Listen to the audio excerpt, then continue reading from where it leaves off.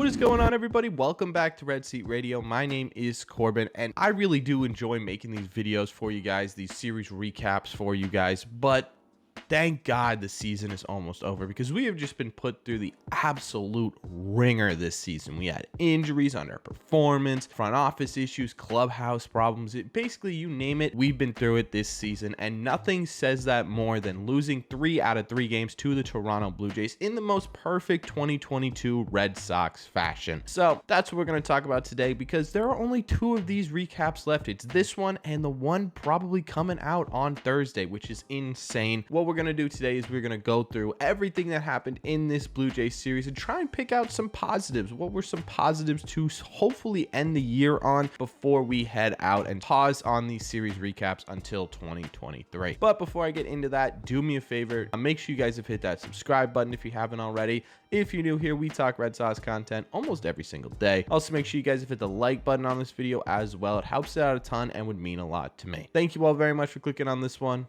Let's get into it. Let's start with the offense because there was quite literally none of it. That's right. In 2 out of the 3 games in Toronto, the Red Sox did not score a single run. In fact, the only RBIs in this series came in the 3rd game, and it all came from one singular person. It's probably the person you're least expecting. Bobby Dalbec, who was called up because of Trevor Story's injury, played in the last game of this series because the bench coaches are now picking the lineups as per Alex Cora, who wants to give them a chance to do that. And Bobby Dalbec started at 3rd base. He had a 2 RBI single and a solo home run in the finale of this series. And good for Bob, right? Bob has had such a terrible year, right? Between off-field issues, on-field issues, everything together. Bob has been kind of at the forefront of the Red Sox problems this year. So for him to kind of finish out his season strong is fantastic. Do I think he's going to be a huge part of the Red Sox going forward? Probably not unless it's in a major trade, but still, it's nice to see Bob get his piece and finish the year on a high note. I mean, that's it though. That's the entirety of this Red Sox offense in this latest series. The Blue Jays have kind of had our number all year in terms of offense, right? I can really only remember 3 games where the Red Sox legitimately knocked one of their starters out of the game. Alek Manoah shoves it against us. Kevin Gausman shoves it against us. And that's something that needs to be a top priority come this offseason, being able to legitimately compete against your own division, because we could have the best team in the world, but if we cannot compete against the Blue Jays, the Orioles, the Rays, or the Yankees, we're never going to win in a postseason because those guys are almost shoo-ins to be in the postseason at this point. I'm not saying that they are going to make it every single year, but some combination of Blue Jays, Rays, Yankees, Orioles, something like that is going to be in the playoffs probably going forward because of how well they put their teams together. And the Red Sox either need to get involved in that or they need to step back and we need to figure out something else. That's it for offense in this series, unfortunately. Let's talk about the pitching as well.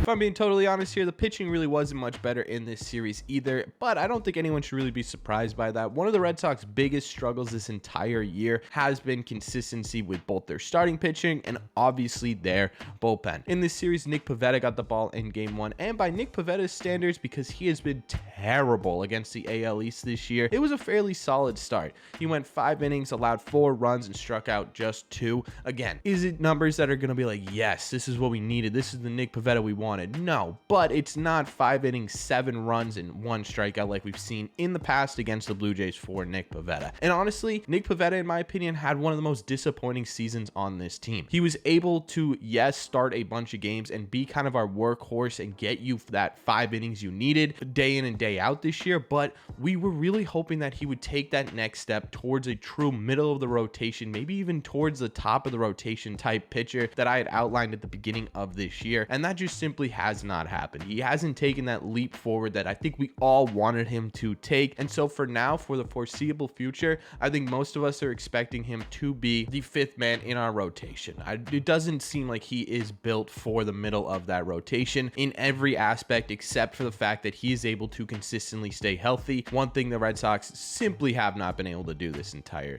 year. Brian Bayo got the start in game 2, and it was kind of a tough one for Brayan Bello. He went 4 innings, allowed 4 and struck out 4, which is honestly pretty cool that he went 4, 4, and 4, but he also gave up 10 runs. He got knocked around a lot. The Blue Jays kind of have Brayan Bello's number. Out of all the teams in the AL East, the Blue Jays are the ones that have really kind of figured out Brayan Bello the best. And it's kind of unfortunate because Brayan Bello has really been making so many strides in a starting role in this major league clubhouse and on this major league team. So for him to end his season by kind of having a little bit of a stinker kind of sucks. But at the end of the day, this is stuff you have to go through when you're going through development, right? You're gonna have teams that figure you out before other teams. You're gonna have teams that you have a rough time against, and that's perfectly fine. So Brayan Bello having this, I don't think it's going to be a pattern. I don't think this is, oh no, we're gonna end the season on a bad note. He's gonna end the season on a bad note. This is it kind of stuff. No, I think it's just one blip in what's going to be a fantastic career for Brayan Bello. That was the last Brayan Bello start of the year, and that really sucks because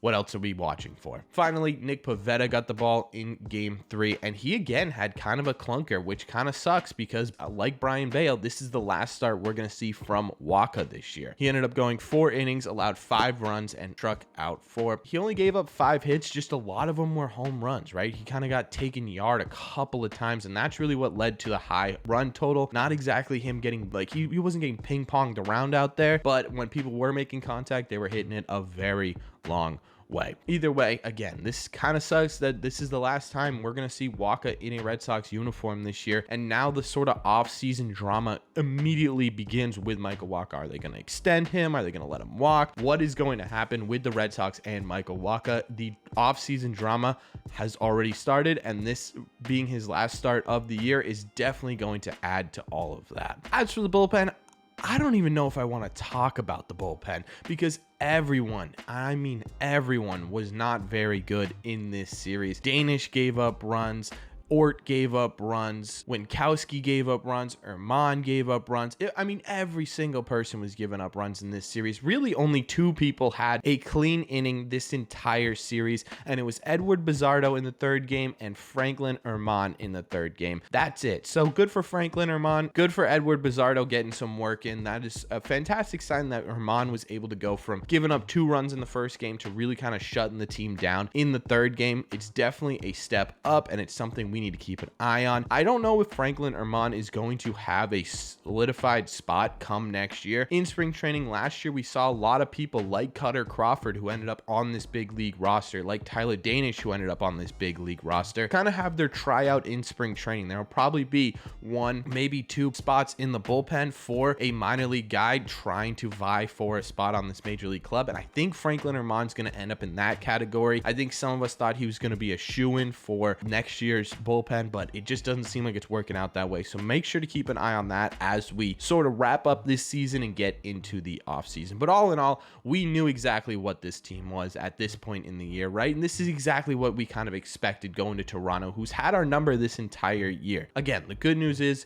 it's almost over, right? We're going to be put out of our misery in 3 days come Wednesday, where we are going to stream the final game. But either way, let me know in the comment section down below. 1, are you excited for the end of this season? Because I'm looking at it in a little bit of a bittersweet way. 1, because of everything that's happened with this channel and everything this entire year has been absolutely astronomically cool and amazing. So it's gonna suck that the season is over, but 2, I'm ready to be put out of my misery. So let me know in the comment section down below, are you excited for the end of the season? And 2, let me know what the top priority should be for the Red Sox in this offseason, because this series in particular, we really saw all of the problems on this Red Sox team boiled to the surface. So let me know that as well. As always, if you made it to the end of this video, do me a favor, make sure you guys have hit that subscribe button if you haven't already. If you're new here, we talk Red Sox content almost every single day. Plus, you made it to the end of the video, you might as well hit that sub button. Also, make sure you guys have hit that like button as well. Helps these videos out a ton and would mean a lot to me. Thank you all very much for clicking on this one, and I will see you in the red seat.